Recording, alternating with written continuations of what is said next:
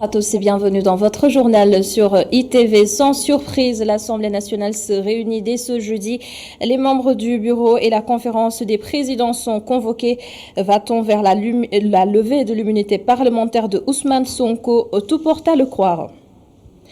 42 militants du PASTEF ont été arrêtés suite aux manifestations d'hier. Leur avocat maître Babacar Ndiaye révèle qu'ils seraient victimes de torture au commissariat central. Il exige leur libération.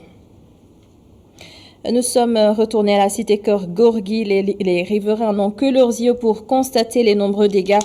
Leur quiétude a fortement été perturbée, leur sécurité menacée, et vous partagerez leurs sentiments dans ce journal.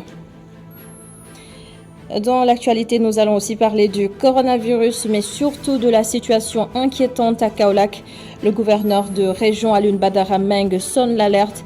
1156 cas positifs, dont 103 décès. Une nouvelle success story dans Réussir au Sénégal tous les mardis sur ITV.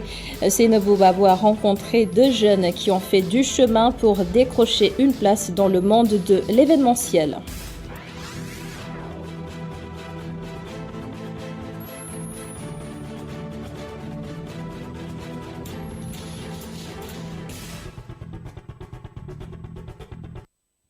La procédure est enclenchée. L'immunité parlementaire d'Ousmane Sonko sera levée, oui, sans doute dans les prochains jours. Le bureau de l'Assemblée nationale et la conférence des présidents sont convoqués ce jeudi. Les précisions de Cheikh Hassan Fall. La procédure pour la levée de l'immunité parlementaire du député Ousmane Sonko a été enclenchée et la machine ne devrait pas tarder à se déployer. La preuve, le parquet a saisi l'Assemblée nationale pour la première étape de cette procédure, une saisine qui n'a pas mis de temps pour avoir une suite favorable parce que le président Moustapha Niasse a convoqué les membres du bureau ainsi que ceux de la conférence des présidents ce jeudi 11 février 2021, respectivement à 12h et à 13h. Lors du jour de la réunion n'est pas explicite selon la lettre de convocation des membres du bureau, mais tout indique qu'il sera question de la demande de levée de l'immunité parlementaire de l'opposant Ousmane Sonko, accusé de viol et menace de mort par une masseuse qui a porté plainte à la section de recherche de la gendarmerie de Colobane. Convoqué hier, lundi, par les enquêteurs, Ousmane Sonko avait clairement indiqué qu'il n'allait pas répondre tant que la procédure de levée de son immunité parlementaire ne serait pas respectée. Le bureau de l'Assemblée nationale comprend, outre le président,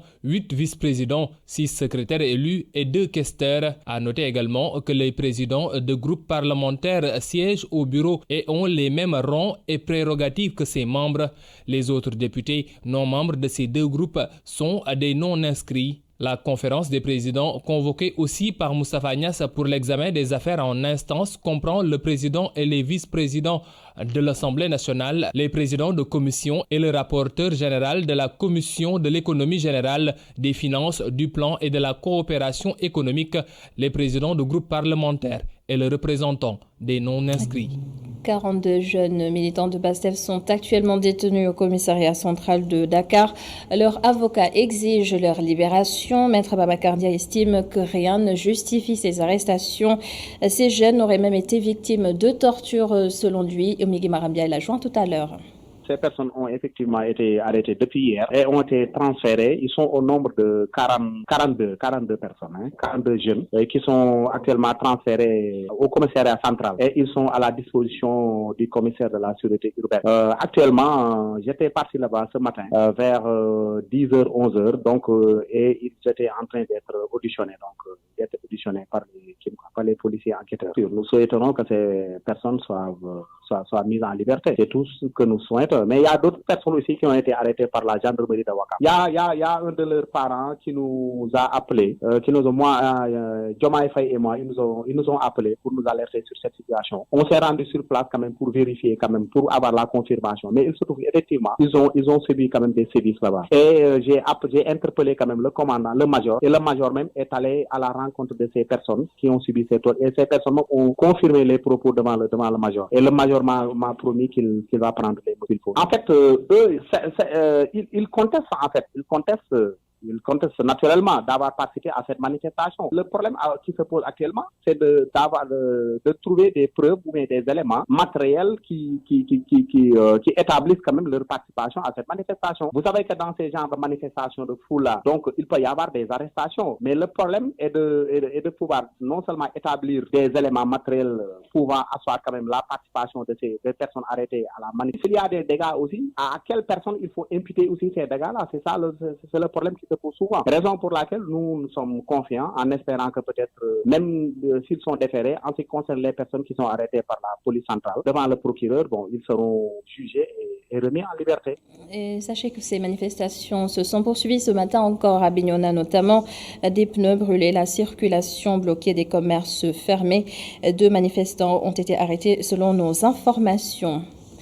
Et ce matin, nous sommes retournés à la cité Keur-Gorgui au lendemain de ces affrontements. Le décor est désolant. Les habitants constatent avec amertume tous les dégâts qui ont été causés.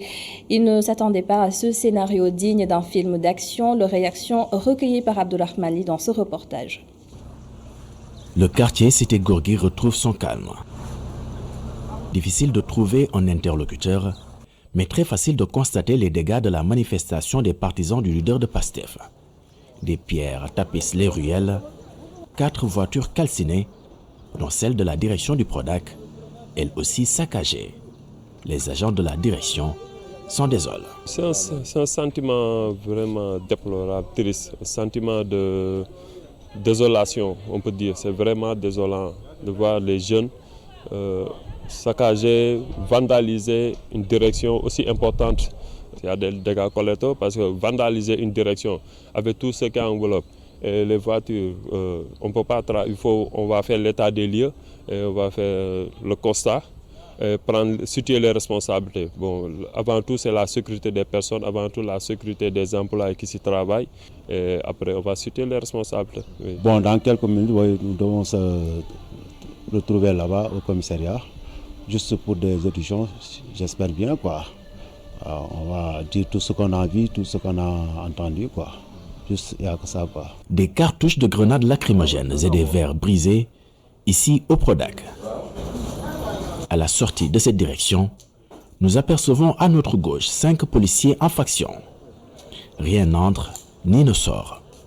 Un peu plus loin, en face du domicile de Ousmane Sonko, un camion dragon des forces de l'ordre veille au grain depuis la journée de manifestation lundi. Un fait plutôt compréhensible aux yeux de cet habitant de la cité. Il dit avoir été pris au dépourvu par ces manifestations. Vers les coups de 11h, 10h30, 11h comme ça, la police est passée.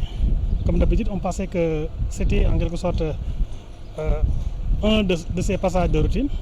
Mais en quelque sorte, nous avons été pris au dépourvu par des manifestations. Depuis que je suis dans le quartier, c'est la première fois que j'ai eu à rencontrer une de ces manifestations. On a cassé des biens publics, c'est vrai, des études publiques. On a cassé en quelque sorte des biens privés. Parce que les voitures qui ont été garées ici, quelques-unes ont été pratiquement saccagées, endommagées.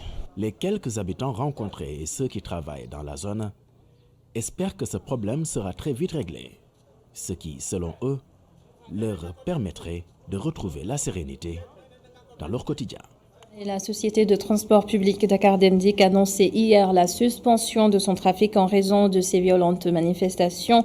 Mais ce matin, le trafic a bien repris au grand bonheur des usagers. Nima Sadio, Moussafa, le reportage. Terminus Liberté 5. Des voitures stationnées se préparent à prendre les routes. D'autres, par contre, font le chemin inverse. Un des usagers déplore l'attitude des manifestants qui n'ont pas épargné les bus Dakar Dem Dik.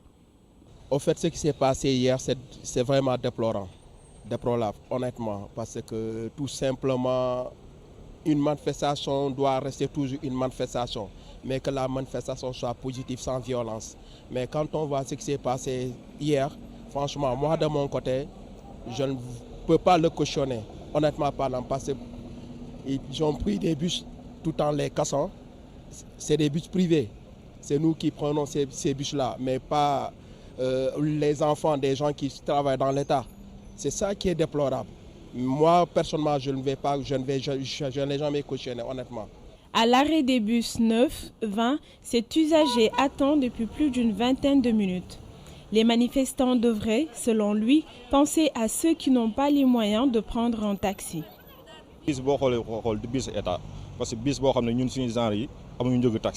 Ces bus n'appartiennent pas à l'État, c'est pour nous, surtout nous qui n'avons pas les moyens de prendre un taxi. Alors qu'avec les bus, tu peux aller et revenir au centre-ville à moindre coût. Aujourd'hui, si tu prends un taxi, tu devras payer 2000 francs, alors qu'avec les bus, tu ne payes que 150. Malgré le communiqué de Dakar Demdik, les bus continuent de circuler dans la capitale. Mais certains cherchent le rythme après les manifestations qui ont eu lieu hier dans beaucoup de quartiers de Dakar. Et cette interrogation, la stabilité du Sénégal serait-elle menacée? Des experts nous éclairent sur ces événements qui ont émaillé la journée d'hier. Le spécialiste en diplomatie, Mamadou Fall, et le juriste Ibrahima Malik Tchoun analysent les origines des faits dans ce dossier signé Sophia Ba. La démocratie sénégalaise remise en question depuis plus longtemps que l'on ne pourrait le penser, ce sont les dires de l'expert en diplomatie Mamadou Fall. Il revient sur un historique parsemé de failles dont il serait important de se souvenir. La démocratie sénégalaise a toujours été menacée, mais l'a été d'autant plus sous le régime de Macky Sall. Le premier message que le président Macky Sall a adressé à son opposition se résumait en des termes très précis. Je vais réduire l'opposition à sa simple expression. C'est grave dans une démocratie de tenir de tels propos de la part d'un président de la République nouvellement élu. Comment analyser l'affaire Ousmane Sonko? Selon le juriste Ibrahima Malik Tchoun, l'histoire peut aussi nous éclairer dans cet exercice. Parallèlement, il appelle au recul de tout un chacun, en précisant qu'il reste à la justice de trancher définitivement. Si on veut analyser l'affaire Ousmane Sonko, il faut qu'on fasse un peu une sorte de rétrospective pour relever qu'il y a une sorte de tradition belliqueuse entre les acteurs politiques. Il reste tout de même que Ousmane Sonko fait face à une accusation très grave, laquelle accusation doit être traitée de la façon la plus sereine. Il ne faut préjuger de rien, il n'est pas impossible qu'un tel soit coupable, il n'est pas également impossible qu'il soit blanchi de toutes ces accusations-là. Dans tous les cas, lorsqu'il y a une matière litigieuse, il appartient à un personnage qu'on appelle le juge de le trancher pour en donner le fin mot. La popularité d'une affaire privée mettant en cause un homme public aura affecté la stabilité de tout un peuple. Chut. Merci Sophia Baye. Je vous livre à présent le bulletin santé du jour. Le coronavirus a fait 11 morts, 188 nouvelles contaminations sur un total de 1329 tests effectués. 212 patients ont été déclarés guéris et 58 autres sont toujours en réanimation. La région de Kaolack comptabilise au total 1156 cas positifs au Covid-19, dont 103 décès. La situation est alarmante selon le gouverneur de région. Alioune Badara Meng s'est exprimé à l'occasion du lancement de l'opération de désinfection des lieux de culte de la région.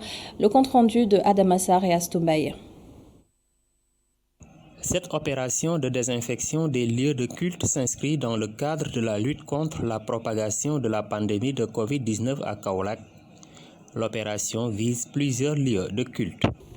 Il s'agit de la grande mosquée de Medina Baye, de la grande mosquée de Léona Niassène, de la grande mosquée de Kanen, de la grande mosquée de Pentimi ou Kersen Bassirou, de la grande mosquée Ndjougokebe ou Ridouane, de la grande mosquée Kassaville de la famille Dem et également donc de la cathédrale de la ville de Kaolack. Selon toujours lui, la situation de la pandémie est préoccupante à Kaolack. J'ai demandé depuis le début de la pandémie ici à Kaolack, nous avons déjà franchi la barre des 1150 cas. On est présent exactement à 1156 cas positifs confirmés. On a franchi aussi la barre des 100 décès. On est aujourd'hui à 103 décès. Pour quelqu'un qui sait que à la fin de décembre, déjà on était à 41 décès, donc il s'est ajouté en l'espace d'un mois et peut-être 15 jours, une soixantaine de décès. ce qui est alarmant. C'est pourquoi le représentant de l'imam de la grande mosquée de Medina Baye salue l'initiative. Remercions vivement au nom de l'imam de la grande mosquée de Medina Baye, le gouverneur de la région de Kaolack et Modou Ndiaye Rahma. Depuis l'apparition de cette pandémie à Kaolack, il ne cesse d'aider les populations.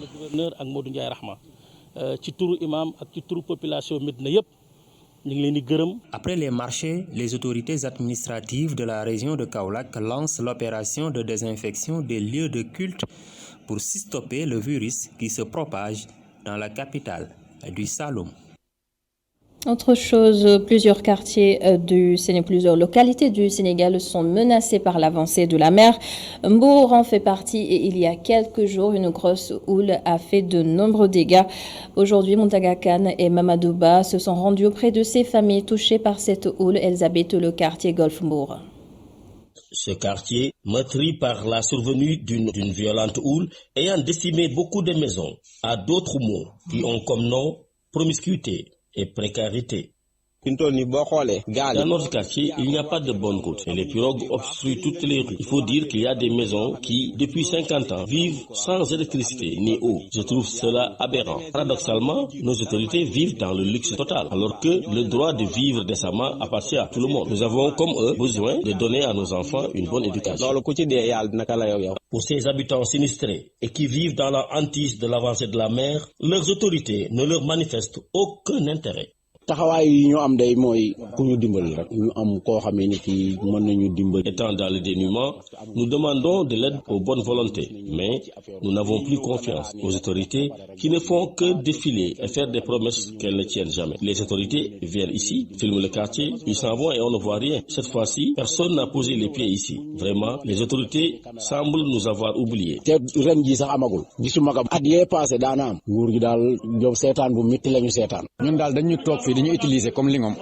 Les autorités politiques ne font que nous sucer comme ils le feraient avec un citron. Ils ne viennent ici que lors des élections pour briguer nos suffrages, pour nous oublier aussitôt après. Cette situation doit cesser.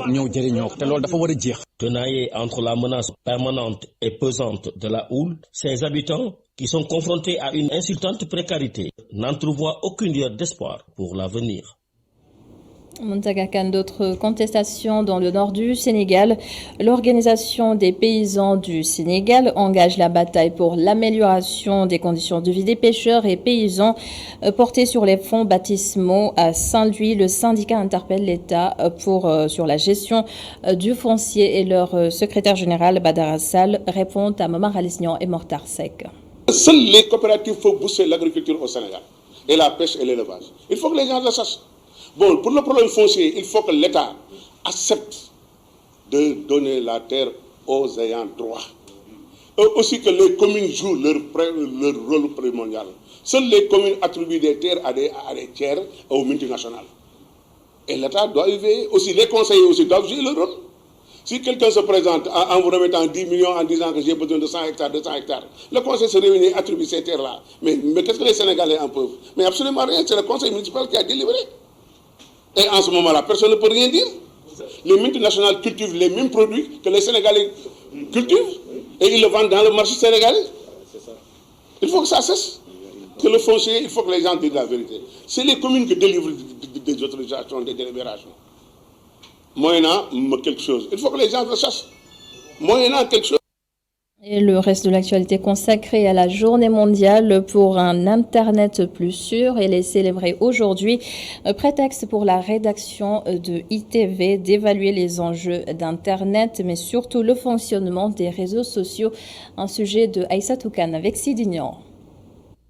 Sur 7,5 milliards d'individus dans le monde, 4,79 ont accès à Internet, d'après le site LiveState. Ainsi, près de la moitié de la planète est connectée à la toile. Internet offre ainsi de nombreuses opportunités d'apprentissage et de divertissement. On utilise Internet en bon escient parce que nous, les étudiants en particulier, nous utilisons Internet pour faire des recherches et pour mieux suivre nos cours. D'habitude, à plus de 50%, les jeunes utilisent Internet pour aussi vendre leurs produits. Parce que, qu'on le dise, la vie est un peu dure. Et pour ceux qui entreprennent, par exemple, les vendeurs, Ils utilisent Internet par rapport surtout sur WhatsApp, parce que WhatsApp est le réseau social le plus utilisé pour vendre des produits. Internet leur a donné la possibilité de travailler par exemple à distance, de communiquer, de pouvoir organiser des réunions virtuelles, de pouvoir étudier, de pouvoir partager toutes sortes d'informations. Cette grande liberté s'accompagne néanmoins de risques. Il y a d'énormes risques parce que, qu'on le dise une bonne fois pour toutes, surtout les enfants, ils passent tout le temps à l'Internet. Et ça, c'est pas bon pour la santé, surtout pour les problèmes d'yeux et autres. Parce que l'écran qu'on fixe toute une journée ou des heures, ça nous amène des complications. L'expert en cybercriminalité souligne la nécessité de sensibiliser les masses sur l'utilisation d'Internet. Et pour l'utiliser de manière sûre, il faut d'abord la sensibilisation des utilisateurs, plus particulièrement des adultes et des adolescents, pour une utilisation intelligente d'Internet, qu'ils soient très au fait des tenants et des aboutissants de la cybercriminalité, qui fait partie des dangers des réseaux sociaux aussi, qu'ils sachent que l'Internet n'est pas une zone de non-droit et que la loi prévoit des sanctions en cas de dérive. La journée mondiale pour un Internet plus sûr entre dès lors dans la dynamique de responsabiliser et de protéger les jeunes. Car l'augmentation du temps passé en ligne entraîne la chute de la qualité du sommeil, les mauvaises habitudes alimentaires et les symptômes d'anxiété.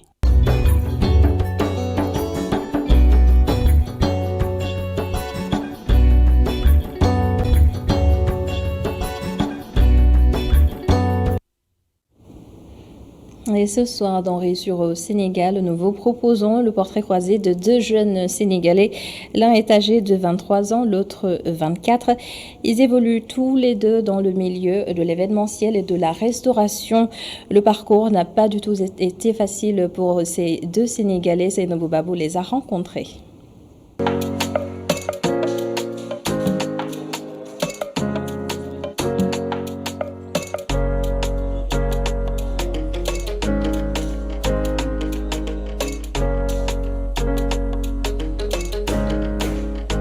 L'histoire des deux associés à la tête d'une entreprise évoluant dans l'événementiel et la restauration a débuté dans une chambre universitaire. Elhadj a très tôt développé des capacités entrepreneuriales grâce à son environnement. Besogneux et décomplexé, il aidait sa mère à faire fructifier son petit commerce dans l'espace universitaire. J'étais à l'université, c'était en 2018. Bon, ma maman, en fait, par nature, elle est commerçante. Donc, elle a une boutique où elle vend pas mal de produits, du miel, du savon, n'est-ce pas, et même les bouillies, les sachets de bouillie avec lesquels on a commencé. Non, en fait, c'est ces sachets de bouillie-là que je prenais.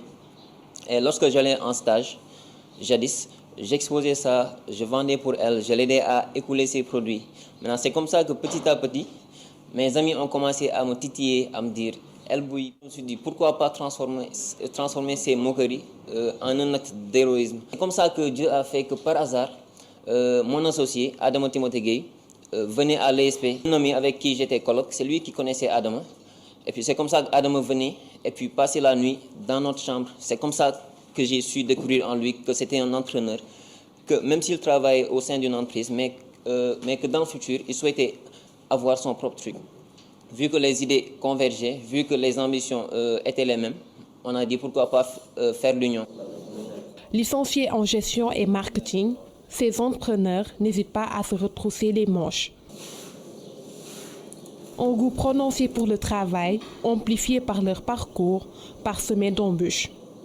Aujourd'hui, les fruits tiennent la promesse des fleurs avec plus d'une dizaine d'employés à leur charge. Pour notre parcours, voilà, on dit que ça a été un peu compliqué, bien également aussi je peux dire que ça a été un peu facile parce que ça dépend de la personne en tant que telle. Si la personne, voilà, il y a de la détermination en lui, de la motivation et également de l'ambition, pratiquement tout son parcours, bien tout son cursus pourra être facile. Parce que à chaque fois qu'il y ait une difficulté, il va considérer ça comme juste une étape à franchir ou bien une solution à essayer de trouver et passer à l'étape supérieure. Actuellement, je peux dire on est environ 15 collaborateurs. Ne nous demandez pas ce que nous faisons, dites-nous ce que vous souhaitez. C'est le slogan de leur société, créée avec un capital de 30 000 francs CFA et qui poursuit son petit bonhomme de chemin. Nous sommes actuellement dans l'événementiel, dans la restauration collective. Et voilà, nous gérons des services traiteurs, des dîners, des mariages, des cocktails d'entreprise. Également aussi, nous sommes dans la vente de gâteaux, de plateaux salés, petits fours et des milliardises, en quelque sorte. Au Sénégal, où de nombreux jeunes peinent à décrocher leur premier emploi, Adama et Elhadj montrent la voie à suivre. Ils prodiguent des conseils. Vous voyez, nous sommes là, nous sommes les exemples parfaits pour se justifier. On n'a pas réellement besoin d'aller ailleurs pour mieux évoluer. Ce Sénégal-là, c'est notre Sénégal. Si on ne le développe pas, c'est qui va le faire à notre place? Nous sommes les jeunes et c'est à nous de développer le Sénégal. Et c'est en entraînant qu'on peut arriver à développer le Sénégal, Inch'Allah. Aux Zambianais, la valeur n'attend point le nombre d'années. À seulement 23 et 24 ans, Elhadj Youssouf Sagna et Adama Timothée ont fait de cette pensée de Pierre Corneille leur leitmotiv. Le 4 février dernier, la start-up a fêté ses 3 ans d'existence. En tout cas, ses fondateurs nourrissent les rêves les plus fous.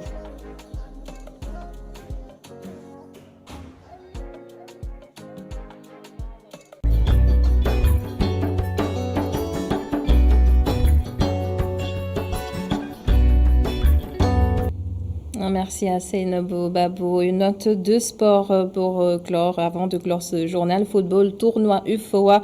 L'équipe nationale du Sénégal des moins de 17 ans s'est qualifiée en demi-finale du tournoi qualificatif à la CAN. Elle a battu la Mauritanie par 4-0. Le match se jouait à Thiès cet après-midi. Et toujours à propos de ce tournoi, la Gambie et la Sierra Leone ont été disqualifiées pour fraude sur l'âge. Les précisions de Victor Sis, il est le secrétaire général de la Fédération sénégalaise de football, des propos recueillis par Malik Chandoum. Nous avons notifié tout à l'heure à l'ensemble des équipes cette décision qui n'émane pas en fait du comité d'organisation mais qui émane directement de la CAF. Parce que vous savez que quand on organise les tests IRM, les résultats sont envoyés aux médecins de la CAF. Il y a 3 médecins qui se penchent également sur les examens qui ont été faits à Dakar et qui décident de ce qu'il convient de décider. Et en l'occurrence, cette fois-ci, c'est la Sierra Leone qui a des cas de joueurs qui ne sont pas qualifiés et puis la Gambie également. Et le règlement prévoit dans ces circonstances-là l'annulation des matchs qui ont été joués par ces équipes. Tant et si bien qu'au jour d'aujourd'hui, c'est les matchs qui sont en train de se jouer et les matchs de jeudi prochain qui détermineront ceux qui vont jouer en demi-finale et la finale. Donc l'intérêt du match d'aujourd'hui, c'est de connaître le premier de ce groupe et le deuxième. Et le prochain match connaître également le premier et le deuxième. Et donc le croisement va se faire pour les demi-finales et finales. Voilà. La Mauritanie est qualifiée actuellement. Elle est qualifiée actuellement, normalement. Parce que c'est la deuxième équipe de notre groupe. Le Sénégal passe premier et la Mauritanie passe deuxième. Bon, là, c'est la commission disciplinaire de la CAF qui va se décider. Mais pour l'instant, c'est l'annulation des matchs, l'annulation des résultats des matchs joués, avec l'annulation des cartons jaunes en conséquence, l'annulation des buts marqués. Mais les cartons rouges qui ont été récoltés pendant les matchs continuent également d'être valables pour les prochains matchs. Fin de ce journal. Merci d'avoir été avec nous. Merci également à toute l'équipe de la régie. On se retrouve demain à la même heure, même chaîne. Au revoir.